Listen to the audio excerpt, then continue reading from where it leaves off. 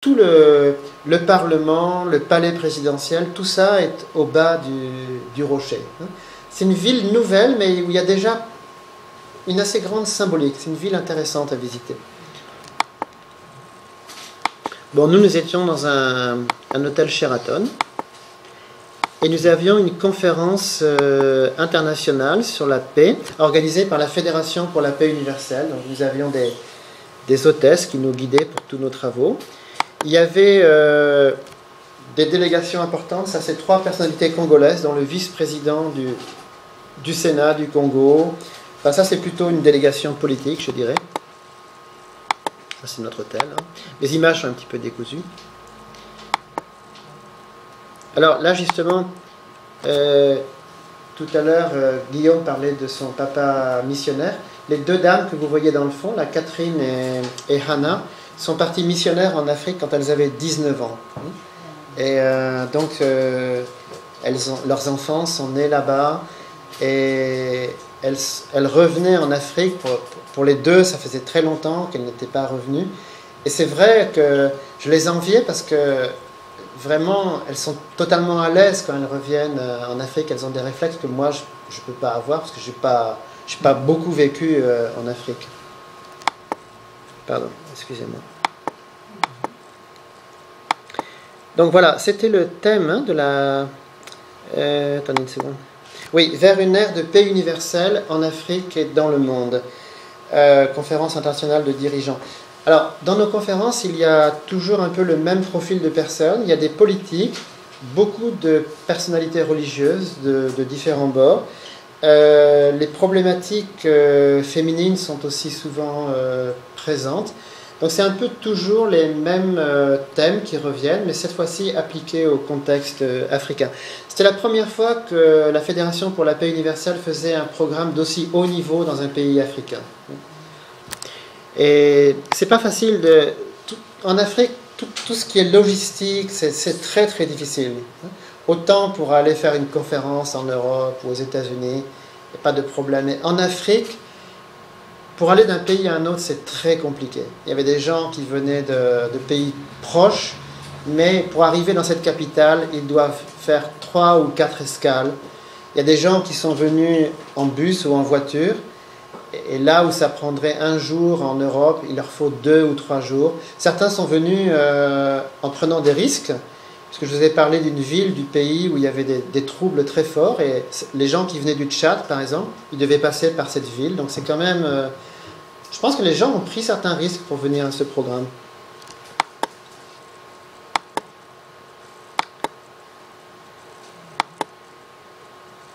Ça, c'est une personne que vous avez peut-être vue ici, Arabelle. Elle fréquente souvent ce centre. Et j'étais contente de la voir chez elle. Elle est béninoise et elle est venue avec sa maman de Cotonou, quoi.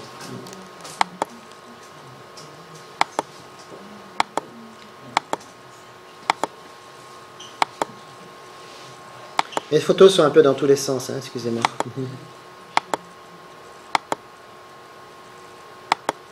Donc il y avait à peu près 600 délégués. Alors il y avait 130 personnes qui sont venues du Japon.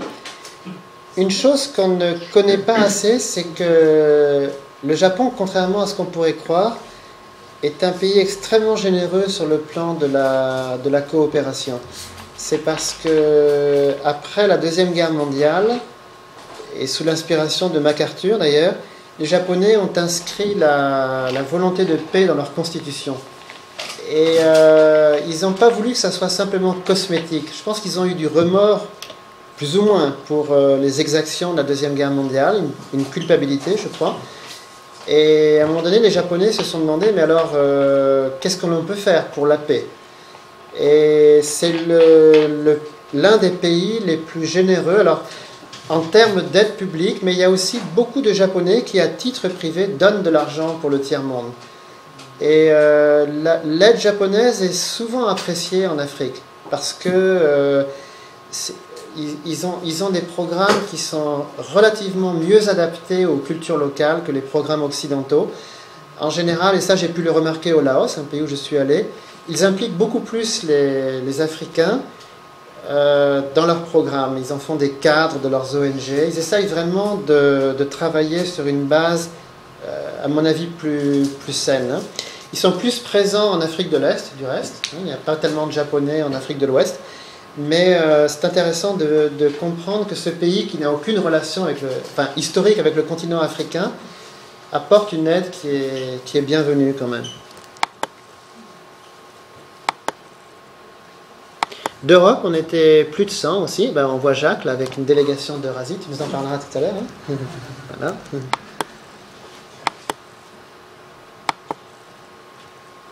Ça, c'est quand on est allé au pied du mont Asso. Donc, vous pouvez voir cette montagne. Quoi.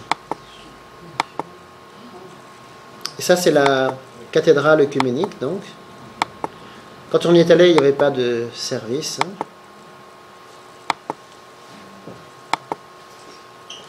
Alors, moi j'ai participé à plusieurs réunions. Il y avait une réunion de différents leaders religieux. Et de France, nous avions invité Jacques Gaillot. Peut-être vous le connaissez, c'était un des évêques les plus connus en France auparavant. Quoi. Et il a tellement, disons, irrité l'Église catholique que finalement, on lui a donné une paroisse, un diocèse qui n'existe pas, qui s'appelle Parthénia. C'était le diocèse de Saint-Augustin dans l'Antiquité. Mais il n'y a plus un seul chrétien là-bas. Donc finalement, il n'y va pas, il habite à Paris. Et moi-même, j'avais plutôt une mauvaise image de ce monsieur dans les années passées. Je pensais que c'était vraiment un provocateur. C'était pas du tout le genre de personne qui m'aurait attiré, quoi. Mais j'ai vu quelqu'un d'une très très grande gentillesse, très, très grande simplicité aussi. Et dont le contact avec les gens est vraiment intéressant. C'est une personne qui a des convictions très fortes, mais qui ne les exprime pas sur un mode dogmatique. Il a parlé de l'attitude que l'on doit avoir dans le dialogue interreligieux. Et il a beaucoup parlé de son expérience vécue. Et une anecdote qui m'a frappé, c'est qu'il disait qu'un jour, il est sorti de là où il habite, là, et il faisait beau, donc il était sorti sans veste, etc. Mais quand il est arrivé dans la banlieue où il devait aller, il pleuvait des cordes. Et c'est un monsieur qui vit d'une façon assez évangélique, je trouve. Donc il attend là que Dieu lui apporte de l'aide. Et surgit un monsieur juif qui lui propose carrément son imperméable. Il lui donne, quoi. Alors Jacques Gaillot, il dit non, un imperméable, ça se donne pas. Mais je comprends votre cœur, je comprends votre geste. Mais il a dit, finalement, ça c'est le dialogue interreligieux. Hein. Et après, il y a une dame musulmane qui est arrivée, et elle lui dit, elle l'a reconnu d'ailleurs, elle a dit, ah, vous êtes Gaillot, vous êtes Monseigneur Gaillot. Elle a dit, moi j'ai un parapluie, c'est un parapluie pour deux. Alors dites-moi où vous devez aller, on va y aller ensemble. Et en fait, il a dit que pour arriver au dialogue interreligieux, une chose, c'est d'accepter d'être aidé par les gens. Quoi. Une personne qui n'a pas cette attitude évangélique, qui pense qu'elle se suffit à elle-même, qui se dit, bon, faut prévoir qu'il pleuve, donc je vais prendre mon imperméable. Je dois aussi prévoir un parapluie.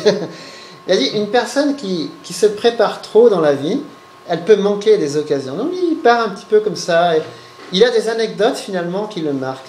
Et moi-même, je m'efforce de vivre comme ça. Donc quand il a parlé, ça m'a vraiment touché. Je trouvais que c'était...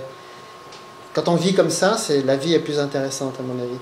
Et c'est un monsieur qui a il a 75 ans maintenant. Je trouve qu'il a une curiosité incroyable. Il s'émerveille de petites choses comme ça, toutes bêtes, quoi. Et bon, je crois que lui, il est revenu d'énormément de dogmes. Enfin, il ne le dit pas officiellement pour ne pas heurter les gens. Mais ce qui est remarquable, c'est que plus il doute des dogmes catholiques, à tort ou à raison d'ailleurs, plus sa spiritualité est profonde.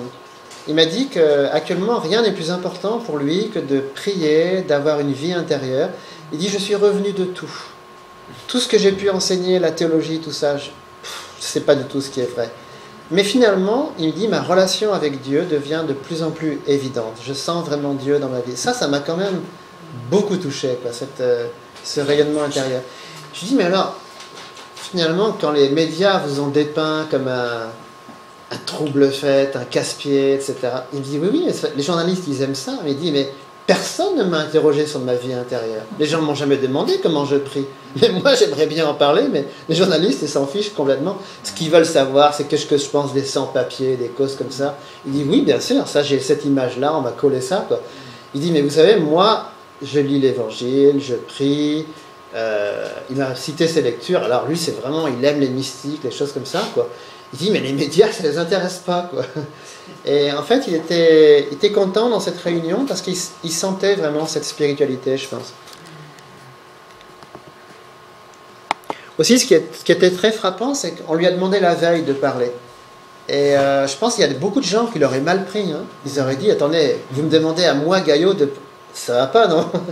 Mais lui, il dit, ah, vous voulez que je parle demain? Vous pensez que je suis digne de faire ça? Tu vois, ça. Et finalement, il a parlé sans note, avec tout son cœur. Il a parlé surtout dans ce genre de réunion, il y a beaucoup de gens qui s'écoutent parler. Vraiment, ils sont là pour brailler des trucs, des slogans. Et lui, il était sûr de rien, quoi. Il jette des petits trucs comme ça, et disent, est-ce que vous pensez que c'est vrai ce que je dis? Et en fait, il éduque beaucoup mieux que quelqu'un qui prêche. J'ai beaucoup aimé son style. Ça, c'est un monsieur que j'aime beaucoup aussi. C'est un imam d'Abidjan. Vous savez que c'est un pays qui est en pleine... qui sort d'une crise politique grave, et c'est un de nos ambassadeurs de paix. Il est venu ici d'ailleurs, il est venu dans ce local, il s'appelle Moussa Dramé. Alors lui, c'est un peu l'opposé, c'est un personnage très institutionnel, très, comment dire, il adore le protocole, il y a toujours des très beaux costumes. Lui, il affiche la couleur. Autant Monseigneur Gaillot, il n'y a aucune croix, aucun signe de clergyman. Le bonhomme, lui au contraire, c'est vraiment, je suis d'abord et avant tout un imam, quoi. Mais en fait, c'est aussi un homme de cœur, quoi. Ça, c'était intéressant. Alors, ça, du point de vue des relations, moi, ce que je retiens souvent de ces voyages, c'est des gens qui m'ont touché. Et d'emblée, dans cette conférence, j'ai repéré ce couple. Parce que dès le premier soir où je suis arrivé, j'ai vu ce couple qui sont tout le temps ensemble. Et d'emblée, j'ai senti que même si ce n'est pas des gens importants, c'est ce genre de personnes que j'aime voir dans une conférence, quoi, parce qu'ils sont vraiment rayonnants. Et je me dis, il faut que je sois ami avec eux, quoi. Et puis, c'est vraiment merveilleux, quoi. Ils ont 35 ans de mariage cette année, à la fin du mois, et ils s'adorent comme au premier jour, quoi. C'est vraiment fantastique. Et leur secret, c'est... justement, je veux parler de la dame avec laquelle j'étais dans l'avion. Leur secret à eux, et c'est pas valable pour tous les couples. Ce qui marche chez eux, c'est que c'est un couple très traditionnel. C'est le monsieur qui gagne sa vie, qui connaît tout, il est très cultivé. Sa femme, c'est une femme très simple, elle est mère au foyer. Mais chez eux, ça marche comme ça. C'est les rôles très traditionnels. La femme est vraiment très féminine, maternelle. C'est le monsieur qui bosse. Mais lui, il adore parler avec sa femme. Il adore la faire voyager, l'associer au grand monde dans lequel... Et en fait, elle le suit vraiment avec beaucoup d'admiration, quoi. Dans leur cas, ça marche comme ça, en fait. Et alors, eux aussi, c'est un peu le même type de couple. Ils ont envoyé leurs enfants dans les meilleures universités. Mais il y en a pas mal, quand même, qui sont revenus travailler au Congo. Et pourtant, Dieu, si c'est difficile. Hein, c'est vraiment, les salaires sont très bas. La vie est pleine d'insécurité. Bon, lui, il a une très bonne position. Je pense que c'est des gens qui ont de l'argent, quoi. Donc, d'une part, ils voudraient que leurs enfants aient une bonne formation, mais quand même, ils aimeraient que leurs enfants soient patriotes, hein, gardent l'amour du pays, quoi. Cette dame sénégalaise, on ne voit pas bien son visage, là, nous a aussi beaucoup touchés. Elle est ministre de la Santé au Sénégal. Et elle a parlé avec une énergie incroyable. J'ai vu beaucoup de femmes en Afrique qui ont beaucoup plus d'authenticité que les hommes. Je trouve qu'elle parle vraiment des problèmes très concrets. Bon, elle a dit que ce qu'elle déteste en Afrique, c'est la saleté. Elle dit, mais ça, je ne peux pas comprendre. Vraiment, les Africains, alors elle était vraiment dure avec les gens. Elle dit, beaucoup d'Africains n'ont aucun sens de ce qu'elle appelle ownership, c'est-à-dire se sentir responsable. Elle a dit que quand elle était directrice d'un hôpital, elle faisait la guerre à tout le personnel pour que les toilettes soient propres, que tout soit net. Et chaque jour, elle allait vérifier que tout était net et clair, quoi. Elle s'est dit, mais l'hygiène, c'est tellement important, quoi. Et un des drames de l'Afrique, c'est que, d'après elle, les gens s'en fichent complètement, quoi. Et elle mène ce combat depuis des années. Et là, au risque de heurter les gens. Imaginez si moi, je dis ça. Comment je